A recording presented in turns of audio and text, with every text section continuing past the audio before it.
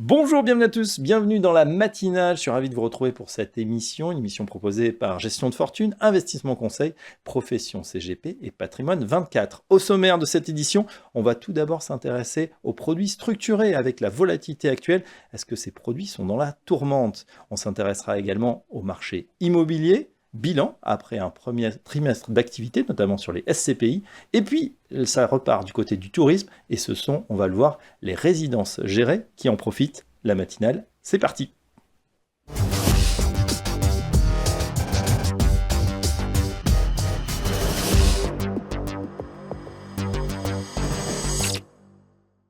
Et tout de suite, dans la matinale, on s'intéresse à un sujet brûlant, les produits structurés. Que deviennent-ils face à la volatilité actuelle du marché? On en parle avec notre invité, un spécialiste, c'est Quentin Nonceau. Bonjour Quentin. Bonjour Fabrice. Vous êtes directeur des partenariats chez Marini Capital. Et avec vous, on s'interroge justement sur ces produits structurés, avec peut-être des sueurs froides pour ceux qui avaient souscrit ces produits avec cette chute brutale qu'on a connue. Tout d'abord, un petit mot de Marini Capital. Alors tout d'abord, merci pour l'invitation. Marini Capital, on est une société que certains connaissent bien maintenant. On est là depuis 12 ans. On a un statut de prestataire de services d'investissement et on est donc courtier, conseil en produits structurés auprès de la clientèle CGP, mais également d'une clientèle institutionnelle en France et en Suisse et au Luxembourg. C'est-à-dire que vous concevez des produits structurés, c'est ça, ad hoc, sur les taux, sur les actions, sur les indices, pour les conseillers en gestion de Voilà, patrimoine. exactement. Toute classe d'actifs et avec une grosse part aussi sur des sous-jacents de taux depuis 2-3 ans avec la remontée des taux. Et donc, on part du cahier des charges de nos clients pour ensuite construire avec eux des solutions adaptées à leurs besoins. Et en fin de chaîne, on réalise un appel d'offres pour aller chercher le meilleur prix dans le marché. Et bien entendu, ensuite, on accompagne nos clients post-trade pour leur apporter du suivi, du reporting. Alors Quentin, justement, on se pose la question, c'est vrai que la finance est extrêmement imaginative, inventive, avec ses produits structurés, vous l'avez dit, sur n'importe quel sous-jacent, avec différents scénarios. Évidemment, il y a un scénario favorable, un scénario défavorable, et là, c'est vrai qu'on s'est dit en début d'année, par rapport aux produits, par exemple, qui avaient été émis il y a un an, avec la volatilité qu'on a connue, est-ce que ces produits vont être appelés ou pas, ou est-ce que les clients, comme on dit, vont être collés? Qu'est-ce qui s'est passé durant cet épisode, et qu'est-ce qui se passe aujourd'hui?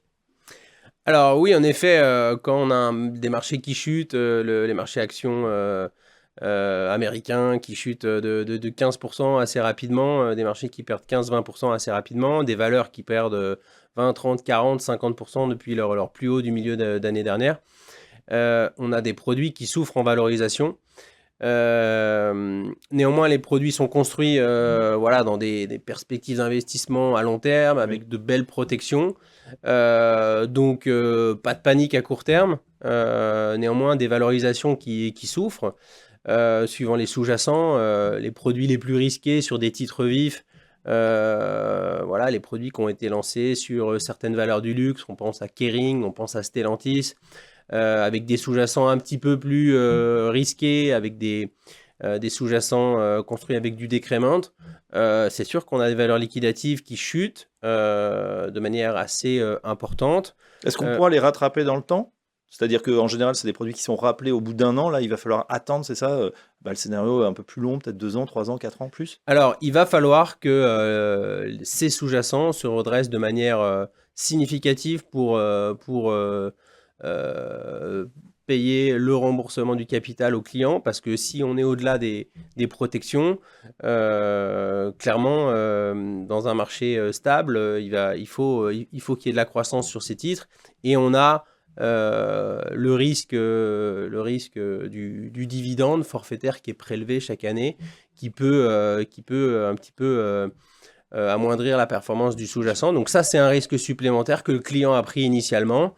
On le savait, c'était marqué de toute façon dans le prospectus, c'est ça? Voilà, il y a une transparence et on est là pour conseiller nos clients. Néanmoins, quand on va lancer un produit qui paye du 10, du 12% sur un sous-jacent avec du décrément, avec des protections à moins 70 et de la dégressivité et tout un tas de protections, on sait qu'il y a un moteur de performance qui est plus risqué que un sous-jacent pur comme Air Liquide ou un autre. Donc, nous, aujourd'hui, on conseille nos clients sur toute une palette de sous-jacents.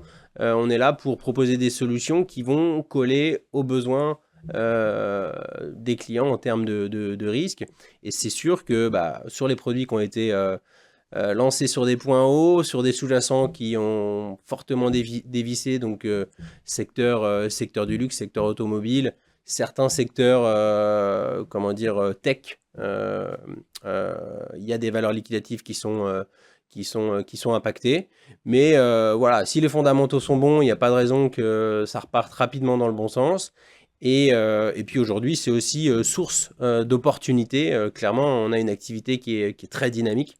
Oui. Parce que la volatilité est là, les taux sont là, et on a des sous-jacents qui ont bien baissé, donc c'est des bons points d'entrée. Donc, dans un creux de marché, finalement, c'est pas mal aussi de se positionner à ce moment-là. Absolument, absolument. Et on avait beaucoup de partenaires aussi qui voyaient le marché qui avait monté et on était peut-être le haut de cycle, on le voit depuis longtemps. Mais c'est aussi, on a des partenaires qui étaient en attente et qui profitent de ce creux de marché pour faire investir leurs clients dans un bon timing avec des conditions qui se sont améliorées. Ah oui. On a plus d'idées à proposer aujourd'hui qu'il y a 2 ou 3 mois. Et puis, à côté de ça, j'insiste aussi sur la partie diversification. Aujourd'hui, on travaille sur des sous-jacents actions, mais également des produits de taux. Et sur les produits de taux, on a toujours ce scénario d'une baisse des taux. On sait que si la croissance ralentit avec toutes les mesures qui ont été prises par Donald Trump, on sait que si la croissance cale un petit peu, les banques centrales vont probablement être à la manœuvre pour faire baisser les taux. Donc la BCE a déjà commencé, la Fed pour l'instant résiste, mais si effectivement il y a un problème ou un risque de récession, à ce moment-là elle agirait. Donc ça c'est quelque chose sur lequel on peut miser. Voilà, c'est une anticipation quoi. Sur toute la classe d'actifs obligataires, jouer la baisse des taux. On le propose à nos clients via des solutions indexées soit à l'OAT, soit au CMS. On a aussi beaucoup proposé ces produits-là qui seront décorrélés des produits actions. C'est-à-dire que si les marchés actions souffrent un petit peu,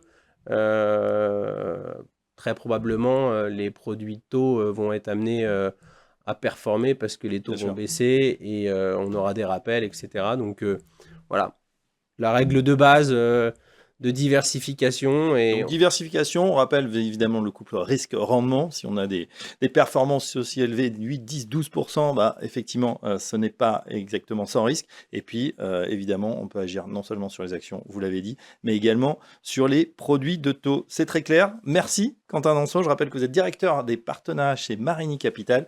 Et à très bientôt dans la matinale. À très bientôt. Merci beaucoup.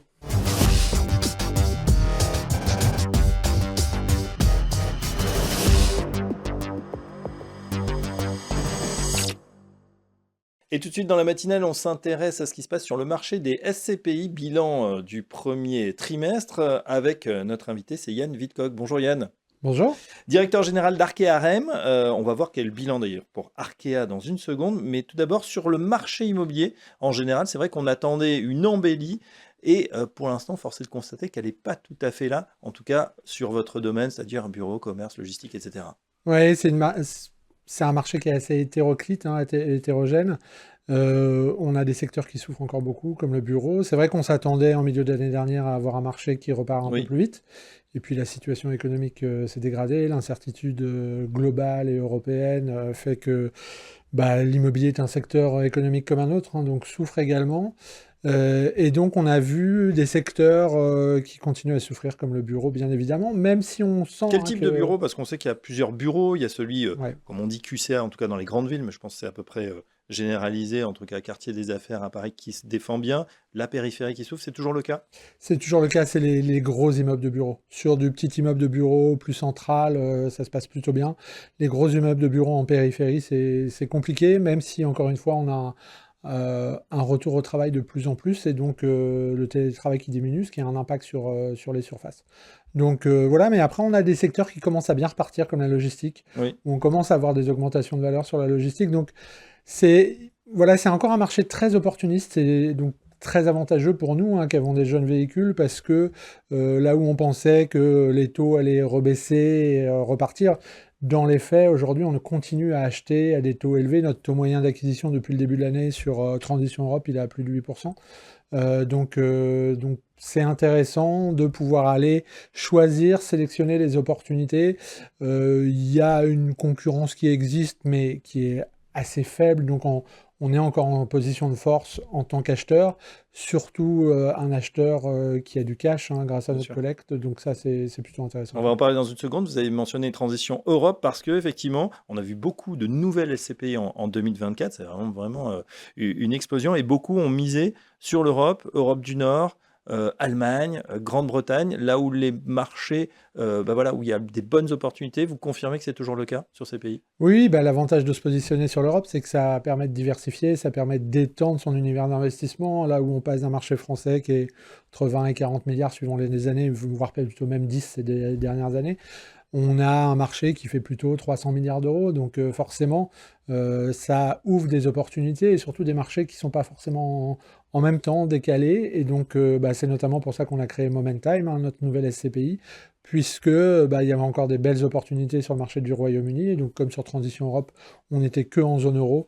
On a voulu créer Momentime pour le faire à la fois un peu de France, un peu de Royaume-Uni et tous ces pays extérieurs à la zone euro sur lesquels il y a encore des opportunités, effectivement. Ouais, Yann Vidcock, on parle aussi évidemment des clients, ceux qui font la collecte. C'est vrai qu'il y a eu une certaine crainte à un moment sur ces CPI. Voilà, ça avait vraiment flambé au niveau de la collecte. Et puis après, ça s'est bien évidemment réduit. Il y a même eu un peu de SCPI bashing. Quel est votre niveau de collecte aujourd'hui? On a une collecte qui est très belle, puisqu'on a fait 130 millions sur Transition Europe, un peu plus de 130 millions au premier trimestre. Donc en gros, entre 40 et 50 millions par mois, suivant les mois, qui est très belle, mais qui nous permet aujourd'hui d'investir dans un marché qui est très bon. Oui. Et donc, c'est vrai qu'on est sur une dynamique très différente, là où dans le marché d'avant, collecter dans une période de taux faible, ça pouvait être un problème pour la SCPI.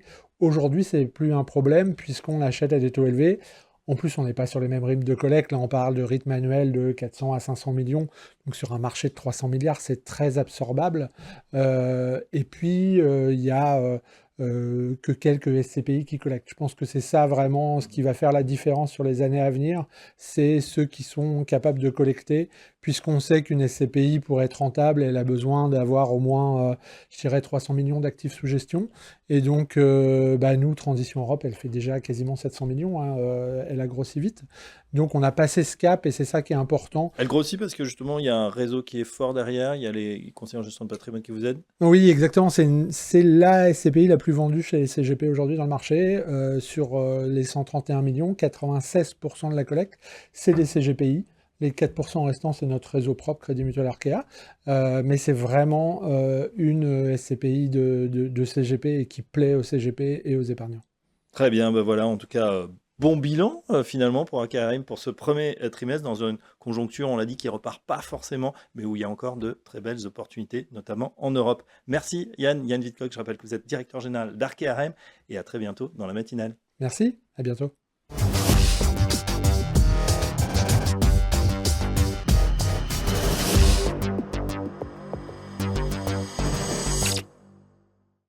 Et tout de suite dans la matinale, on s'intéresse aux résidences gérées, comment évolue ce marché depuis le début de l'année. On en parle avec notre invité, c'est un spécialiste, Brice Carra. Bonjour. Bonjour Fabrice. Vous êtes directeur commercial de Pierre Essence Développement. On va voir comment notamment le tourisme impacte ce marché que vous connaissez bien. Mais tout d'abord, pouvez-vous nous présenter Pierre Essence Développement? Pierre Essence Développement est une structure qui aujourd'hui est spécialisée dans la vente et la revente d'immobilier d'investissement en résidence de service, Oui. au travers des différents modèles tout le monde connaît aujourd'hui, le modèle affaires, le modèle senior, le modèle étudiant et bien sûr le modèle tourisme à la mer, à la montagne, à la campagne.